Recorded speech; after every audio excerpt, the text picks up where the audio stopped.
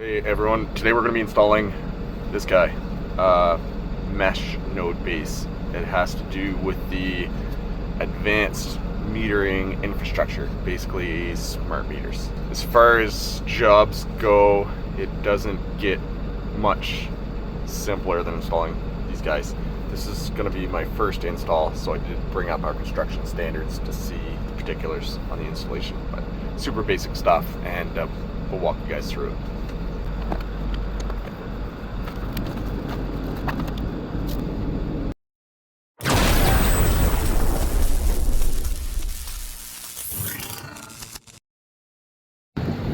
Cold day out here today. We are out in the middle of nowhere, out in the mountain, long ways out of town. That's the pole we're going to be installing this guy on.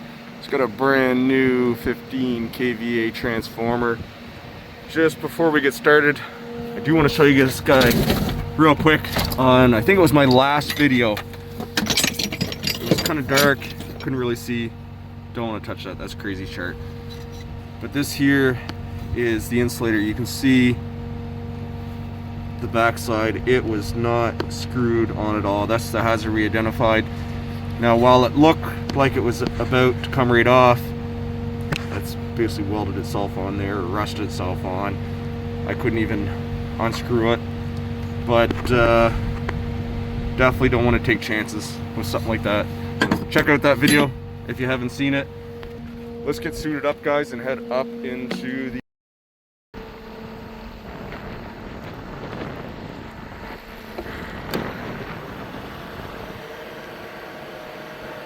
So, like any job, first thing we're going to do is check out the condition of the structure. That's a brand new pole, new cutout, new transformer. Going to get rid of a couple of these branches that are in the way.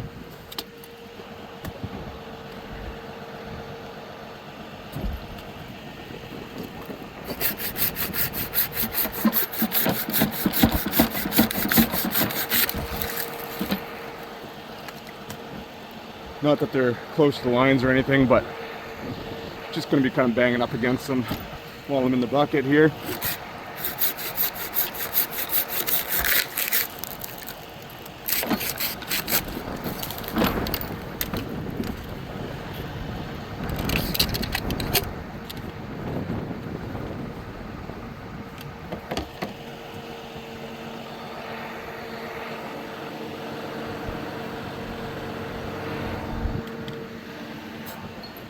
Just looking at the structure, not that it really matters a whole lot to you guys, but the stuff down below, that's all telephone stuff. There's we've got some coax and some copper pairs. That's the telephone company there, old school copper pair. And this guy here looks like it's coax. Just moving up the structure. We're not going to be working on any high voltage, but where we're going to be within close proximity of the high voltage, we do have to wear our class 2 20 kV gloves.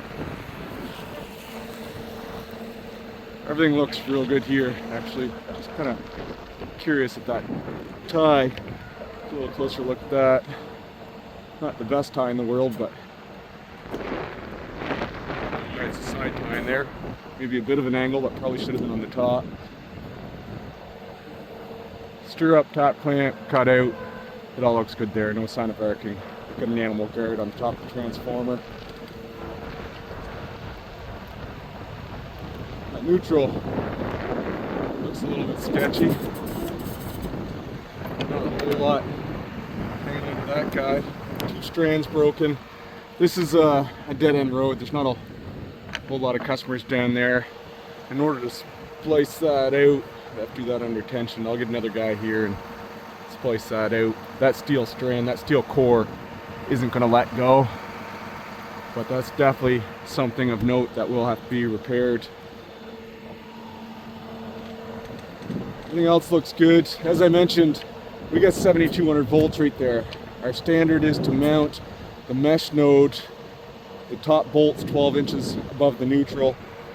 This pole doesn't really matter a whole lot You want to get away from the telephone, where this one's framed with the telephone so low.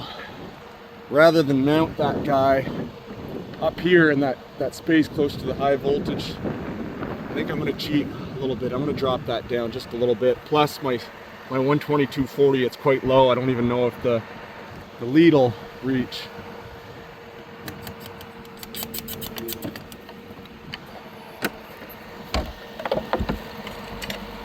So like I said, it's very, very easy, standard job. We're just gonna hang that guy. That's it. So that's, well, that might be all right. They do want it mounted up above our neutral in the standard, so I've got what looks like maybe a little over 2 feet wire. I'll be using a bit of that. We'll do that. That'll be all right.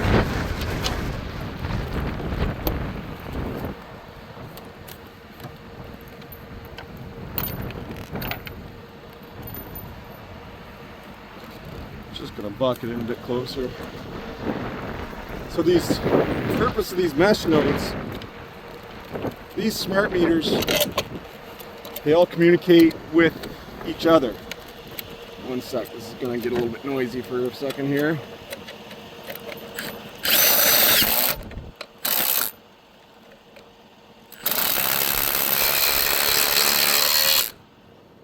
Beauty. So essentially, in order for the smart meters to communicate, they bounce signals off of each other. And when you get out in the rural area like this, like I said, we're out in the mountains here. There's virtually no cell signal, radio signal. We're out in the middle of nowheres right now. These things basically act as a booster, for lack of better words.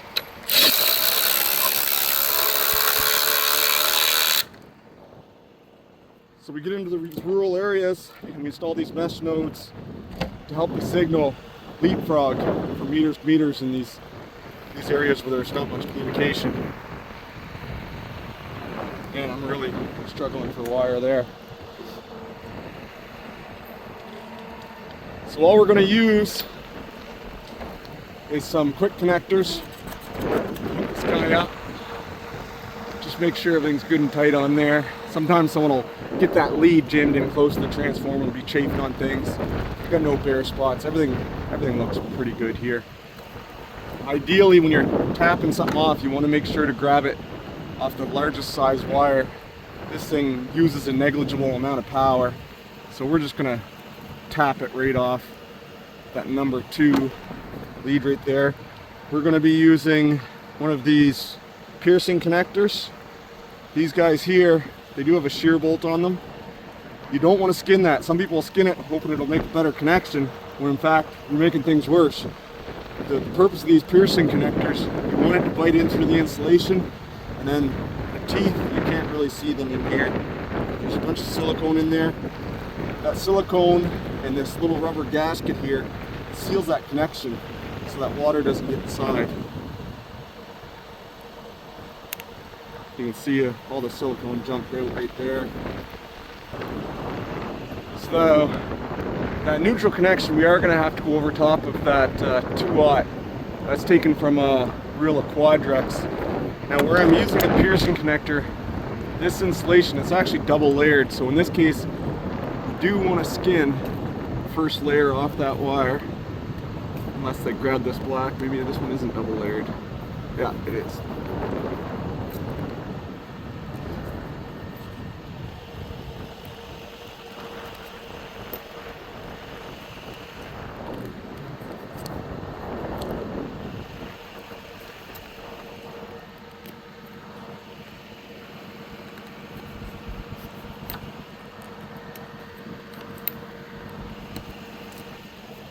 So you can see underneath that initial layer of insulation, there is a second layer. We've got that skinned off.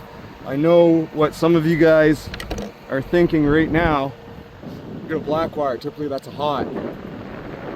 When we frame our transformers, a lot of times the guys will dump red and blue. It doesn't matter really in this pole, but you get a real congested pole with a lot of surfaces on it. It just helps easier identify one hot versus the other to make sure you grab off of each hot leg. So we'll use the red and blue, which is in our standards book for construction. And then while they're grabbing off the reel of Quadrex, they'll grab the black and use that for the neutral. Reason being, just it's insulated. So as you're making your connections, you do have a covered piece of wire. Typically, if it's service entrance standard like that house over there, got to be white. You cannot have a black for neutral. On the power system itself, it's something they do allow. The standard's a little bit more lax for the colors up on the poles, but you absolutely want to make sure that you trace them out. Like this guy very clearly is a neutral wire. So something I mention in videos quite often, and I've heard many guys say, neutral's always got to go on first. And that's true, but it's not. If you're hooking up a service, if you're hooking up a house and there's no load, you got the meter off, or the transformer open. Well, transformer open, it definitely doesn't matter. But let's say we're hooking up this house, we get that meter off, and it's a real congested pole. If you're hooking up that neutral first and it's a bare neutral, you're introducing a second point of contact to the work area. So sometimes we will hook up the hots first, just so that as we're using conductive tools in the work area, we don't have that second point of contact real close by. If there is load, however, if that meter is on, you got to hook up that neutral first. If you don't, you're gonna destroy stuff in their home. So it's definitely a good habit to get into. If ever you're unsure, you can't go wrong with always hooking up the neutral first and removing it last. In fact, some companies, that's right in their standards that it's required to do. This case here, there's no on and off switch on that mesh node base, so we are going to hook up the neutral first. We don't want to power that guy up with the neutral not hooked up yet. There's also, I think maybe they discussed it at one point, having an LED light indicator or something on that guy. There's no real way to tell once that's energized. So I did bring up a little voltage detector we'll take a look at in a minute here.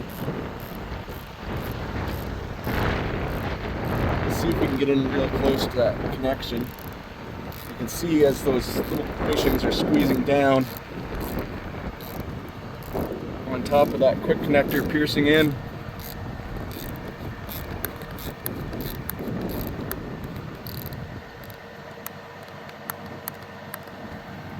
I was actually using Milwaukee's got these new torque wrenches.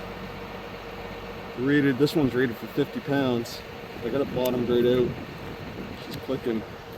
I was just curious, sometimes these guys go on hard, like really hard. Huh. That's interesting. We've got this guy set.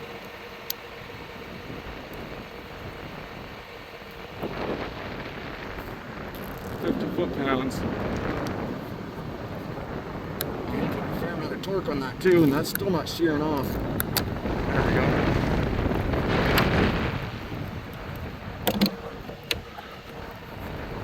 Okay, so that's pretty much it.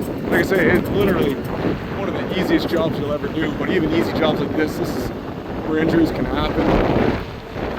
You get complacent. Do 100 of these a day, you're going up and all of a sudden you're just down. Little stuff like this doesn't matter. Really, this overhead guy wire, it should not be touching that transformer. The reason I say it doesn't really matter, I don't know if you can see it, there is a copper bond up in there that's bonding the case of that transformer to the guy steel, bonding that guy steel also to the butt ground, which is back here in the pole. That butt ground is bonded to the neutral, so there's virtually no difference in potential between the casing of that transformer, this overhead which is grounded across the street, this neutral wire, cutout bracket, well that cutout bracket's not grounded, that one, but anything that's conductive on this pole other than the cutout bracket, it is at the same potential. So one thing, we didn't end up putting it in the standard because once I install this, there's a number on it. I'm going to call in the head office and they'll verify its function. This is probably the first and only time you'll ever see me as a lineman using a voltage detector. And exactly as we discussed, where I'm up so close to the high voltage, it's not going to give an accurate reading. It's not beeping right now. Seems like it might be working. Just to make sure that did bite in. I mean, these things, they're pretty good connectors. So it does look like it's energized. We do have a return. But I mean, look at that. Like, I'm beeping on the overhead guy wire. Transformer. Even up in the air into the high voltage. That's why you never really see linemen use these 120 volt voltage detectors. They do give them to communication guys quite a bit before they work on stuff. But even the communication lines, like I said, that's a pull ground. That's bonded to the strand up into all our stuff. But we're far enough away, we're not getting a beep. We do get calls quite often where the communication guys will be getting a beep on their equipment. A lot of times it is related to a bad connection to the ground. Bad neutral, it's using the ground wire as a neutral, bleeding in the telephone.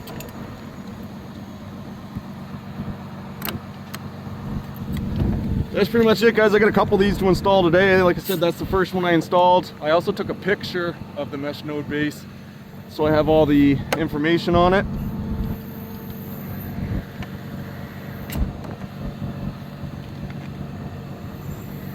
Also, we've been trying out some new equipment from Linework bucket products. The Hotline guys really love this flat rack. It's not magnetic, but when you're grabbing stuff and you're 20 kVs, you slide it up over that hump. Helps you grab stuff, even small pieces of equipment and stuff. So I do have a link to that on the description. Got a couple new Milwaukee tools here too. This is the new Linework bucket products double D big rack. It is magnetic. These pliers aren't going to bounce out of the bucket. I usually travel with my bucket cover on, but I'm trying this out without any of my traditional bucket aprons. I don't use a whole lot of tools up in the air as a customer service guy, but our double bucket truck guys really like that for dealing with jumper bolts when taking apart live connections, hot 3/4 inch nuts and whatnot. Anyways, pretty quick job today. Be safe, guys. Don't forget, don't get complacent. Check out each and every job, every pull. Thanks for stopping in, and we'll see you guys all soon.